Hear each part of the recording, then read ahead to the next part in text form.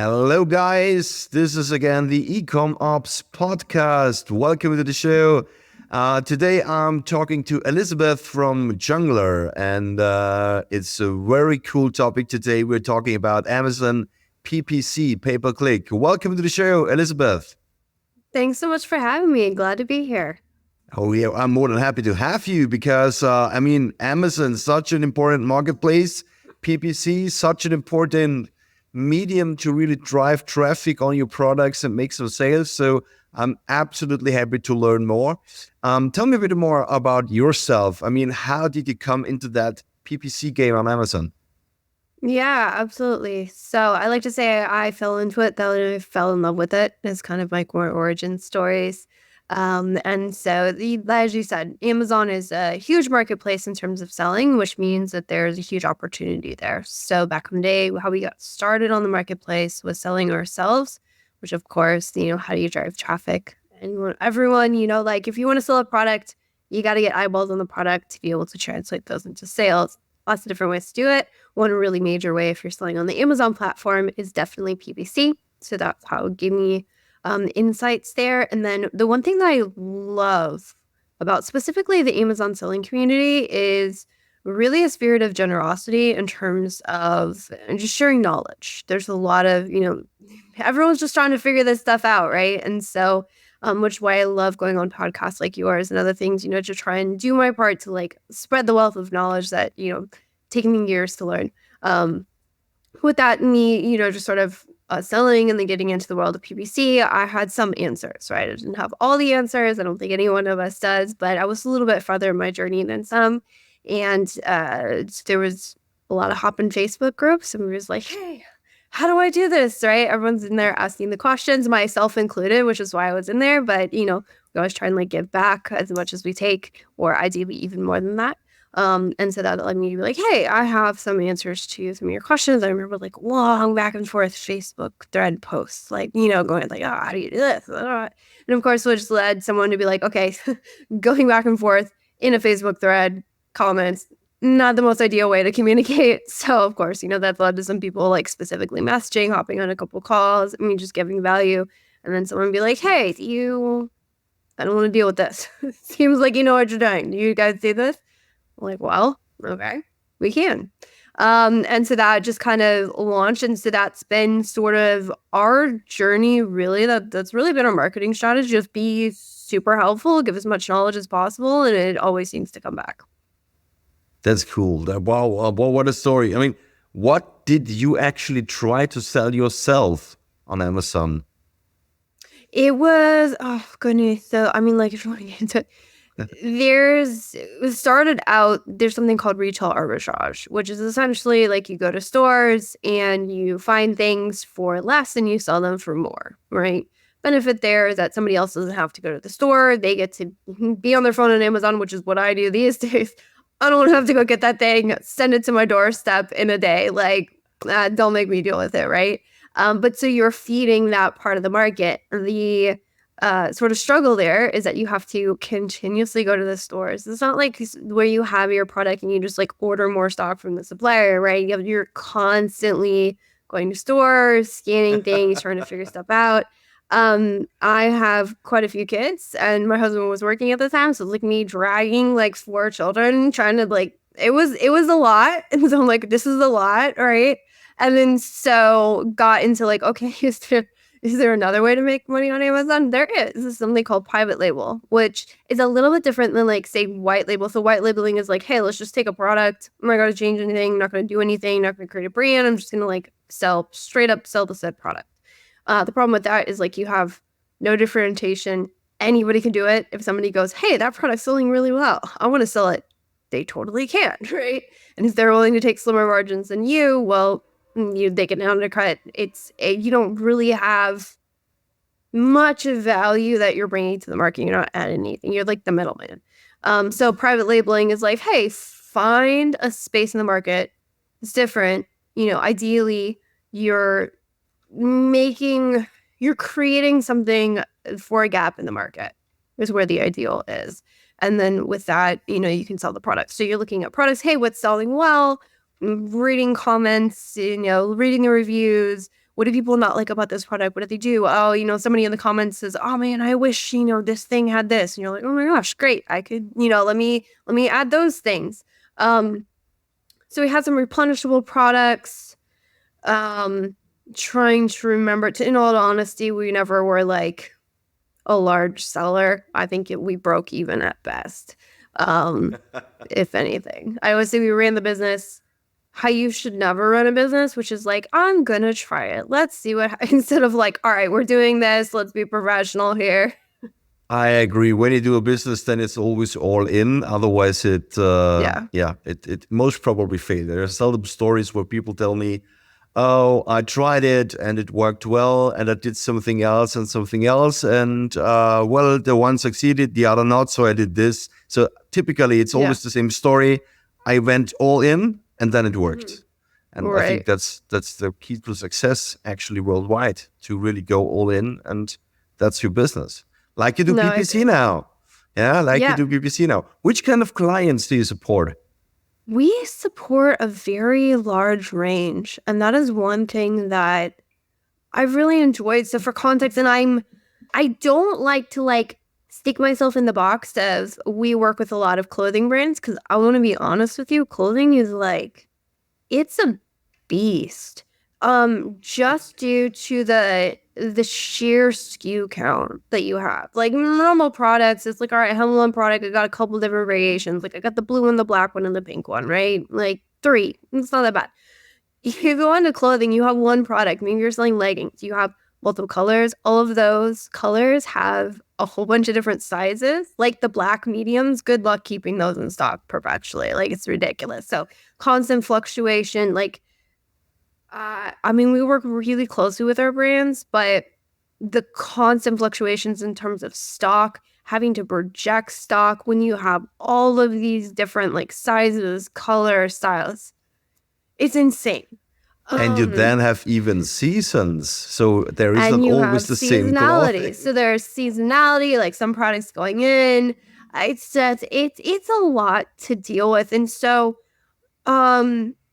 my journey into figuring out things has just been this innate belief that I still hold, that anything is possible if you're willing to put in the work to learn it. It is possible. You just have to figure out how to do it. And so we started working, this was a while ago now. I'm talking over 3 years ago. It started working with a larger clothing brand. We actually worked with several where we had that same dynamic, and we got good results. Not the problem necessarily, but I would say the difficulty in those types of brands is just the sheer volume that you're dealing with in terms of trying to launch campaigns for that. And you want to launch and run ad strategies that are very tailored and very specific to all the nuances that you're dealing with, right? The inventory fluctuations or just things going up and down and the seasonality. And you have all these moving parts across 50,000 SKUs. How does one even figure? At that point, you almost feel like you're playing whack-a-mole with issues. And what this season kind of led us through, and we got really great results, but I want to say it was a bit of a trial by fire in terms of looking at an account with that just sort of massive scale and saying, how do I effectively and efficiently drive results in a way that's going to be measurable and impactful for this brand? But that sort of, we call it blood, sweat, and tears, pain, just sheer grunt work, led us to some really insightful ways to be able to look at accounts. Because we'll consult with brands all the time, or we'll do audits for brands, as you're in the discovery process with a brand, trying to, figure out how do I drive measurable results for them. To be able to sort of look intently. So right now I can go into an account where the brand might be like, hey, I don't know, I've got this going on and I got that going on. And they're like, I just don't even know how to make sense of all of this because it feels like everything's a mess. And I can go in and be like, oh, stage 3 things, this thing here, that. Fix that. Everything else needs to be fixed too, but this is where you're going to drive the measure of results. Nice. So it's just been trying to like cut through the noise, the full 80-20. Where is that 80-20? Because if you can fix that, then at least the account's going in the right direction, and then you can get breathing room to fix everything else. The problem is when everything's on fire or it's just not going the way you want it to go, you're like, I need the thing that's going to move the needle the quickest, right? I can't be down in the weeds dealing with all the stuff that doesn't matter. I need to, what is the one thing that matters? How do I do that? And then we'll worry about the rest of it.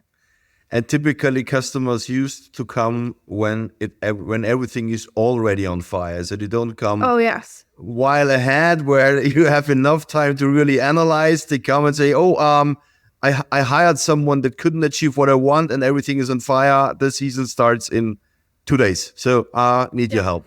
Go. I know that. That's cool.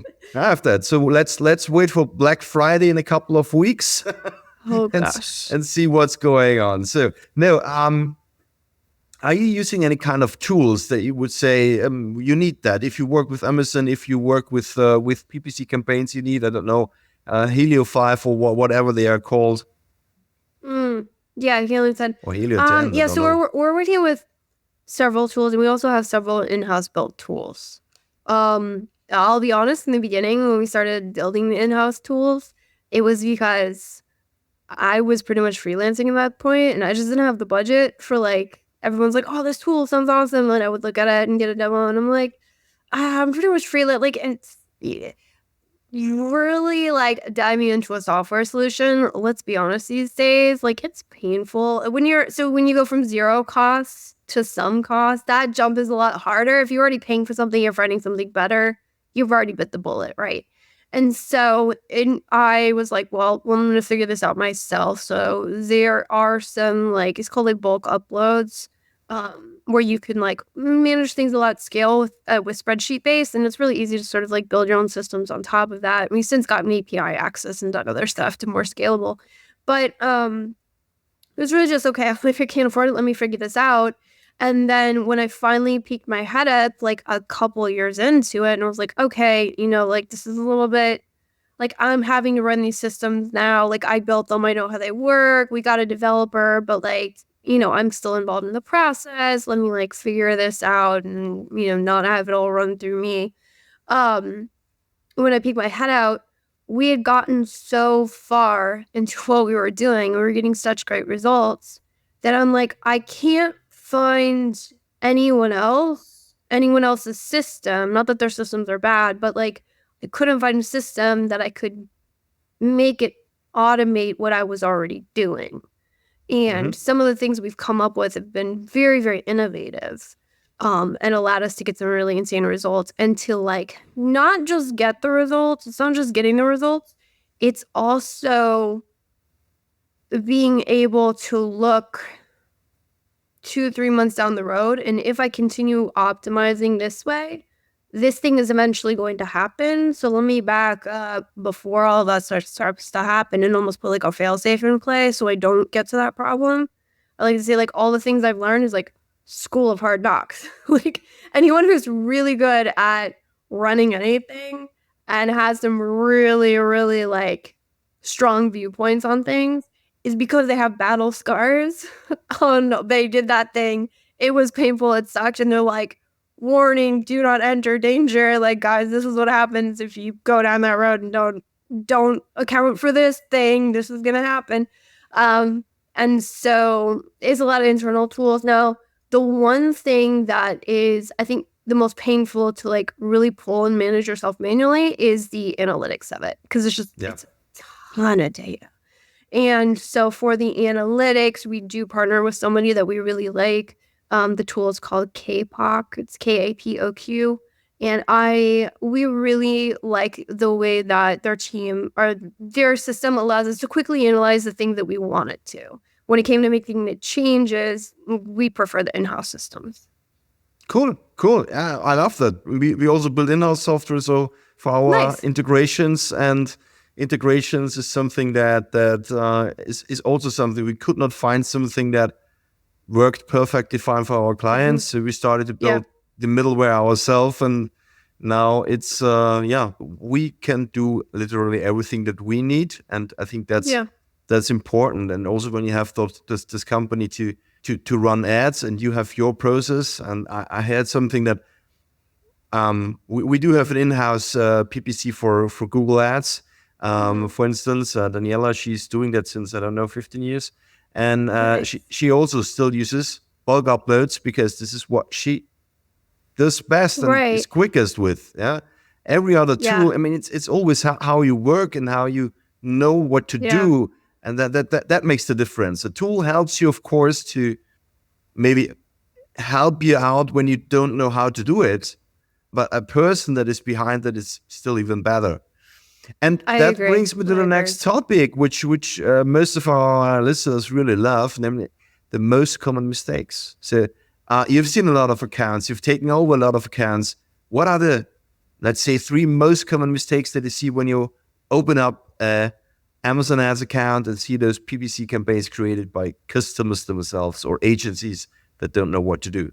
Yes. Let's see. If I had to pick a top 3, I'm trying to think what is number 1. Like what is the worst, absolute worst. So I'll give you 3, maybe not in the distinct order, but I would say 1, this might be the number 1, is not aligning your ad budget based on product impact. Huge one. It baffles me. And if you want insight into how I was saying, like, hey, we went through blood, sweat, and tears on the whole massive clothing accounts and 20,000, 50,000 SKUs. And so now when somebody's like, hey, I have 100 products, I'm like, cakewalk, not a problem. But it's going in and saying, okay, where is my ad budget going? What I find is good ad management, it's good spend management, bar none. If I had to give you a tip, focus on where is my spend going and what is it bringing me back, right, in terms of return. And so what I find is it's just looking at, like, which product is driving sales for me? Where is that impact? And I'll give you a very specific way to look at this. And it sounds so stupid simple. And when I figure this out, I'm like, oh my gosh, this is so amazing and so impactful. And yet I feel like I had a dumb moment and this is so simple. Like, why have I never looked at it like that? But it's looking at things in terms of percentages of total. So it's taking all of your data, right, which is typically sales on a product level, and you want to look at other things. You want to look at traffic, conversion rates, all of that, but breaking it down and then also adding in the advertising to it. And ideally what you're doing is you're looking at spend going to products, and you're looking at sales coming from products. And you're simply doing a percentage of total calculation, and you're saying, okay, I can't tell you how insightful this has been for brands. I just went through a consulting with a brand just yesterday. And I'm like, hey, look, this one product that's driving 50% of your business, 50% of your total sales, multi-million-dollar account, you're allocating 11% of your budget to it. And by the way, this product is highly profitable, way more profitable than the other product that's only driving about 11% of your business, and yet you're spending 40% of your ad budget here. And it's unprofitable. Maybe just switch this, right? So this kind of where is my ad budget going and how effective is it? Is I think you could almost be in any thing. It's very common. It's like business sense, right? If somebody said hey, And I want to grow my that's business. so interesting, Elizabeth, Yeah. because it's actually the same in any kind of media spend. So whenever you go and see a huge catalog in e-commerce, is it Google Shopping? Is it Meta? It doesn't matter. Whenever you run ads and you spend the money in the wrong way or for the wrong products, it just cuts down your results massively. Yeah, it's cool. Yeah. Nice one. Is there another one as well? I would say not aligning your ad strategy with business goals and not just business goals, business needs. And I'll be honest with you, between you and me, Love them. And I don't think it's intentional. I know it's not intentional. But a lot of times, clients will not tell you exactly what they need. They'll tell you what they think they need, but it's not what they need. And I'll give you a classic example of this. I was consulting with a brand. And we were like, oh, okay, so like, I want these business results and, I want to grow sales and I really want to grow sales. And it's like, I need to grow sales, I need to grow sales. Getting to the right business goals requires being able to ask the right questions. And so I'm like, okay, cool. Okay, so what do you want to do in Q4? I want to 4X in Q4. Oh, okay. What's an aggressive goal? Maybe it can be doable. He had new products and things. I'm like, okay. This is the best question. Why? Why do we need to 4X in Q4? Oh, because I'm struggling with profits. I haven't made profits in 2 years. And I believe that 4Xing my sales is going to give me the profits that I want. And I went, wait. That's a good one. I went, wait, do you think, maybe, and I asked them, I said, does your ad management know? Because if a client came to me and said, hey, I want a 4X growth in Q4, oh, okay, that's an aggressive goal, but that's doable.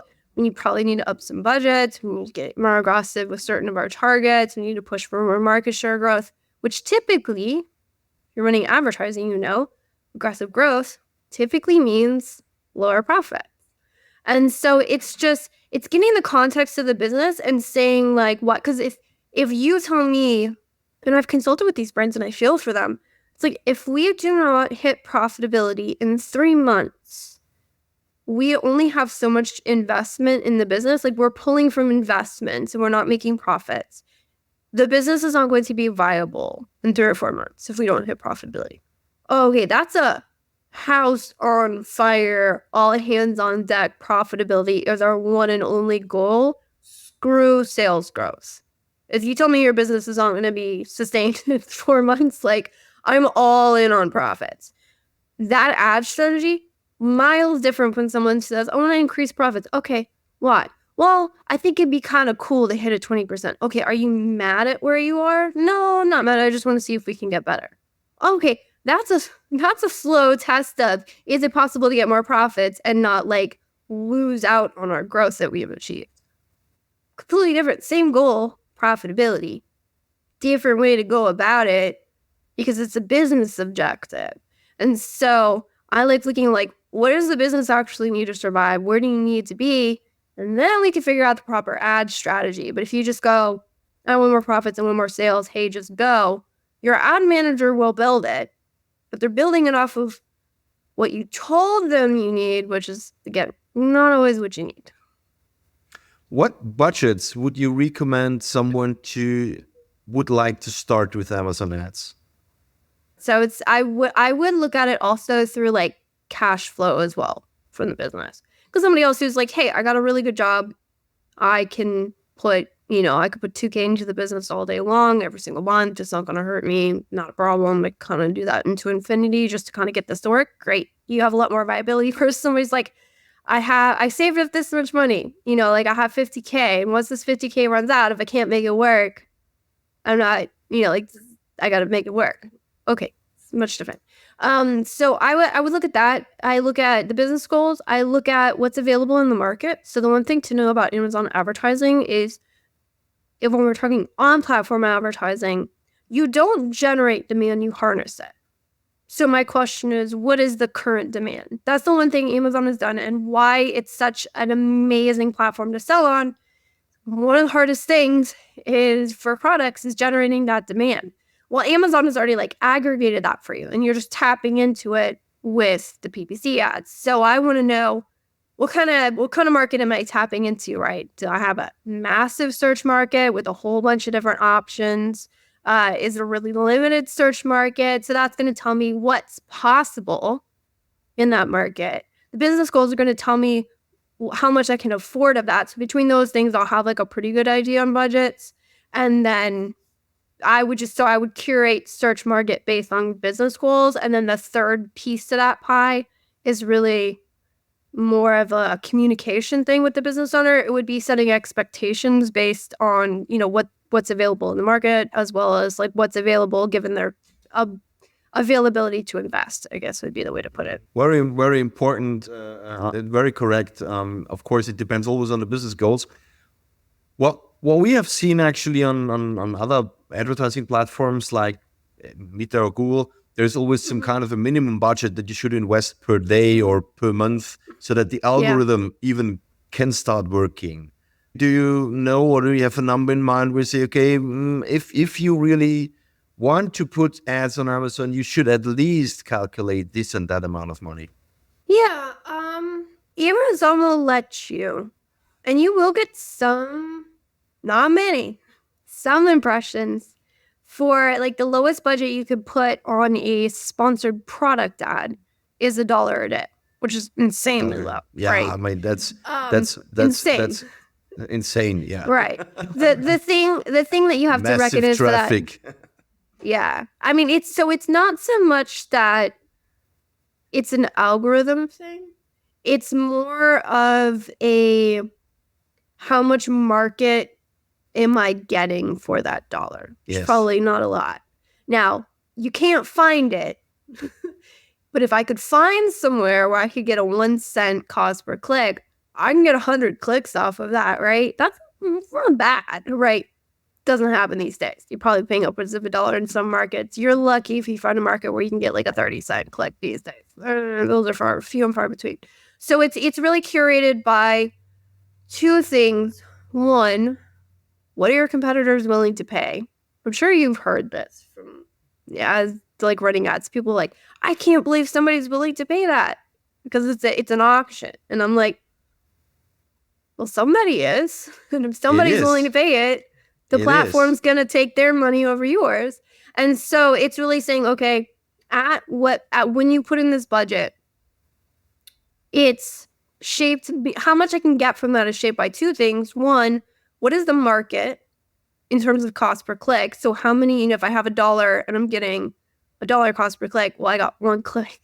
Is that going to be, so on the Amazon advertising, it's really about like, what traffic are we getting? Like, can we even gain any knowledge off of that traffic? Like, if I'm getting one click. What's the highest cost per click that you have seen so far? Oh, God.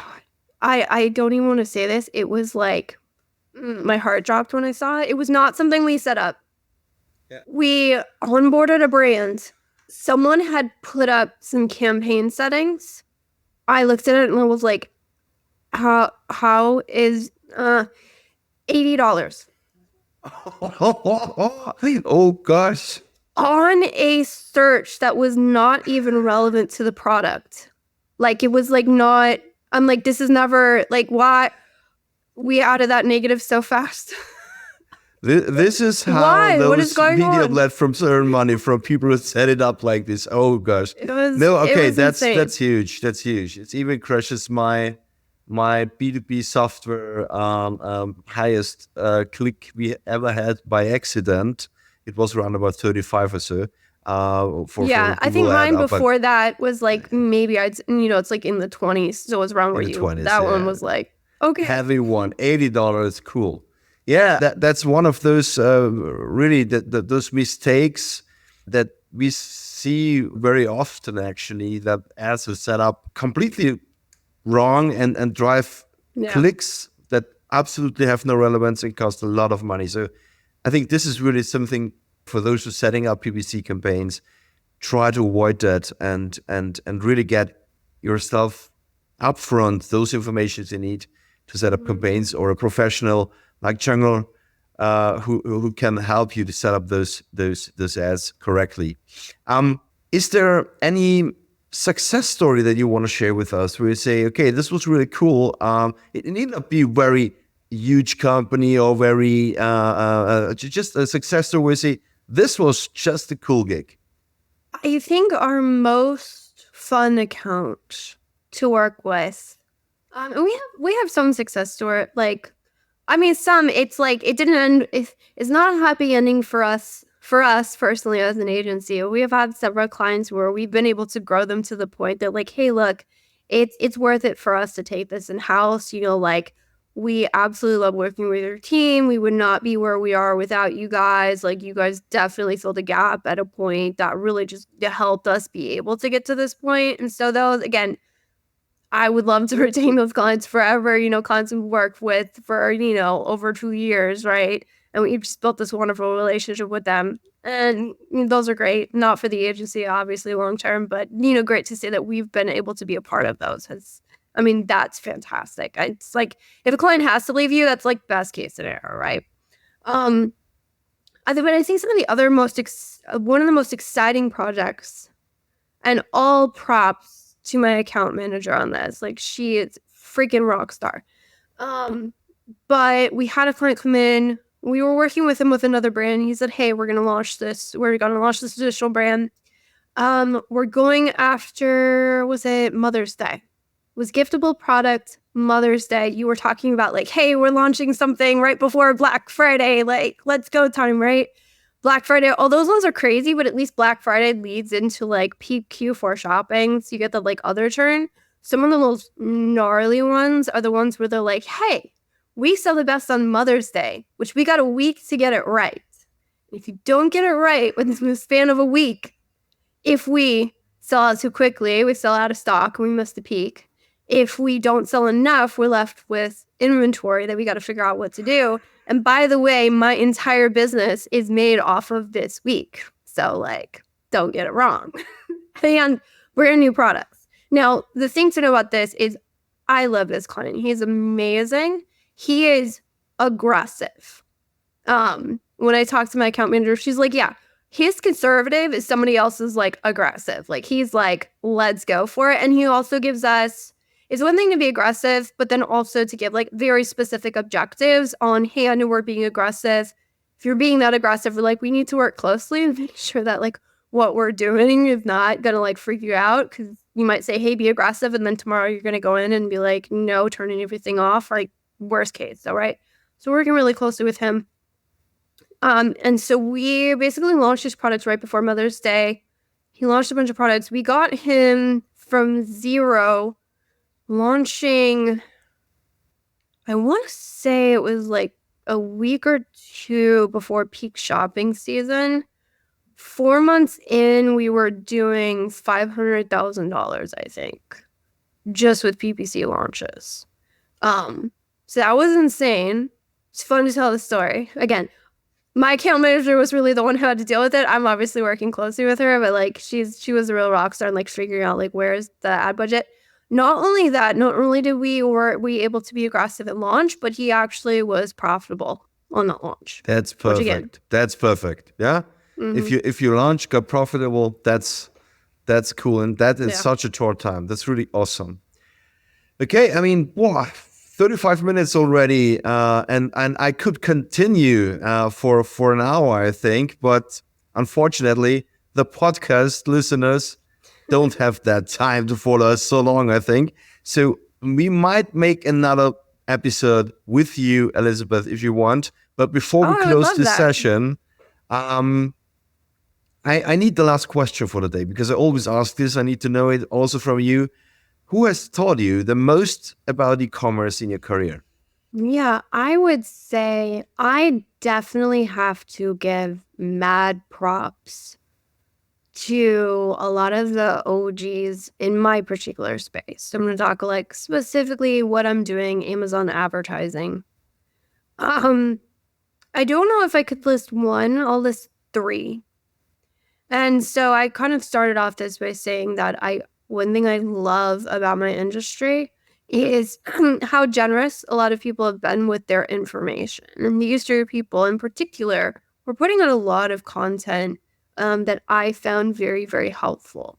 And one of those is Brian Johnson, Sean Smith, and then Destiny with Sean of Better AMS. They were ones who, because when I got into it, Amazon PPC was still in its very infancy stages. Like between then and now, the amount of options, I'm sure you know, being on ad platforms, they move so quickly. Like they're like constantly rolling out updates. And even if that's all you do, you're like, I can't even keep up with it, right? So it was very much in the infancy, but there has still been a lot of updates. And so these three got into it really when it was like the Wild West and nobody was doing it, and really just figured out a lot of things and fundamentals that, to be honest, there's still a lot of people getting results from those fundamentals today. And then we're not only generous enough to go through the school of hard knocks, but then say, hey, I've learned this. Let me be generous and let you guys in on all my tests and what I've found to work. And then so really when I was really starting to dig into it, I gained a lot of knowledge from them, which kind of helped me slingshot. I mean, obviously now I have my own views and how we do things, and you always develop your own flavor if you've been in something enough. But I really do appreciate what they put out.